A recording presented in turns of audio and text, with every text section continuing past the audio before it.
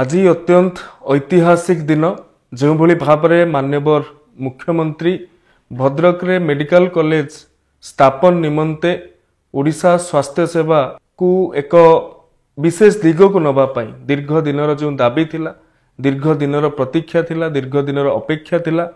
भद्रक जिलावासींकर विभिन्न समाजसेवी संगठन ठारू आरंभ करिकी स्वेच्छासेवी मानक पर्यंत दल मत जाति धर्म निर्विशेष रे प्रत्येकटी भद्रकिया चाहूले भद्रक रे मेडिकल कॉलेज स्थापना हेउ।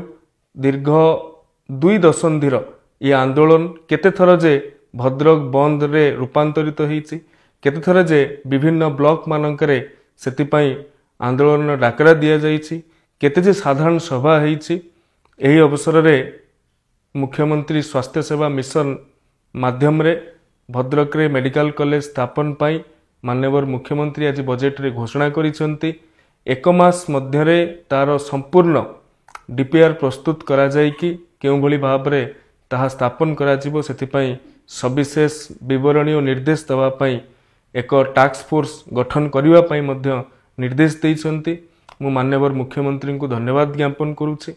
धन्यवाद ज्ञापन करिबी समस्त तमाम जनसाधारण, धन्यवाद ज्ञापन करिबी तमाम नेतृत्व माननीय केंद्र मंत्री श्रीजुक्त धर्मेंद्र प्रधान महोदय आरंभ करी राज्य सभापति श्रीजुक्त मनमोहन सामल पर्यंत, स्वास्थ्य मंत्री डॉक्टर मुकेश महालिंग आरंभ करी भद्रक सांसद, भद्रक विधायक एवं भद्रक समस्त जनप्रतिनिधि माने, भद्रक समस्त बुद्धिजीवी जो माने आंदोलन को बंचई रखिबारे एक विशेष भूमिका ग्रहण करथिले। एवं आज भी मो एक विशेष मुहूर्त जेतेबेले मोर दिवंगत पिता मिलित क्रियानुष्ठान कमिटी गठन करिके 2007 मसीहा पाखरु एहाकू आगे नवा पाई कार्य करथिले। समस्त भद्रकवासी तरफ राज्य सरकार को धन्यवाद ज्ञापन करुछि, कृतज्ञता ज्ञापन करुछि। जिला पाई ये अविस्मरणीय मुहूर्त दिने निर्वाचन पूर्व केंद्र गृहमंत्री अमित शाह जी आसीथिले एवं सी भी घोषणा करिके जाइथिले। ये अविस्मरणीय मुहूर्त रे समस्त को शुभेच्छा और शुभकामना ज्ञापन करुछि। धन्यवाद, नमस्कार। आपन परिचय? मो ना श्रावण किन्नर, बीजेपी राज्य क्रीड़ा संयोजक महिला मोर्चा रो। कौन कहबे आज जो बड़ खुशी आपन पाइछंती बाण फुटौथिले कोन से विषय कहबे? सर्वप्रथमे मु केते जण कहि दवा पई चाहे जो माने कहउथिले खाली गप गप गप समस्त की मु निमंत्रण आज मु देई देली। आपन शुभ मुहूर्त रे भोग खाइबा को नियादी बाबर आसीबे।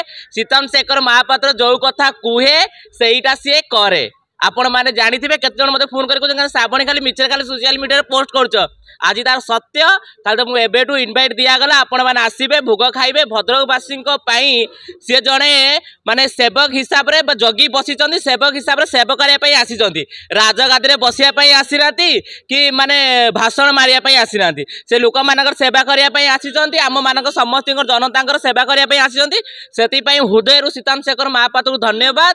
आमर अभिमन्यु भाई सूर्यवंश भाई समस्त को धन्यवाद। एते संघर्ष पर आज पूरा फाइनाल लिखना से बहुत जल्दी मेडिकल कॉलेज ये स्थापना हम। बहुत बहुत धन्यवाद। नवनिर्वाचित बीजेपी सभापति भद्रक जिलार कौन कहबे दुईटी खुशी आपन सामने? आज प्रकृत में दुईटी खुशी ये तो प्रथमे आम जिला सभापति मु मनोनीत हो समस्त को धन्यवाद दूची। द्वितीय आज बहु दिन भद्रक जिलार आबाल वृद्ध वनिता वनिता जो इच्छा जो प्रयास जारी थिला जे भद्रक मेडिकल कॉलेज प्रतिष्ठा ताहा आज सफल होती। आम माननीय प्रधानमंत्री केंद्र सरकार नरेंद्र मोदी जी, आमर केंद्रीय नेतृत्व अमित शाह जी, उड़ीसार मुख्यमंत्री मोहन माझी जी, स्वास्थ्य मंत्री आमर मुकेश महालिंग जी, आमर मंत्री सूर्यवंशी सूरज, आमर सांसद अभिमन्यु सेठी, विधानसभा नेता सीतांशु शेखर महापात्र एमानंकर अप्राय चेष्टा रे आज ये सफल है। से आम बहुत खुशी एवं आनंदित।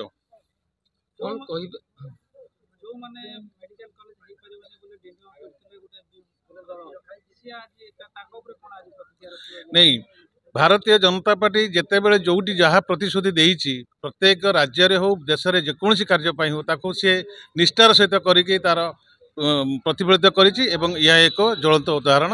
ସେମାନେ ନିଜକୁ ନିଜେ ବୁଝିପାରିବେ ଯେ ଭାରତୀୟ ଜନତା ପାର୍ଟିର କାର୍ଯ୍ୟକ୍ରମ ବାବଦ। ବହୁତ ବହୁତ ଧନ୍ୟବାଦ। ଧନ୍ୟବାଦ।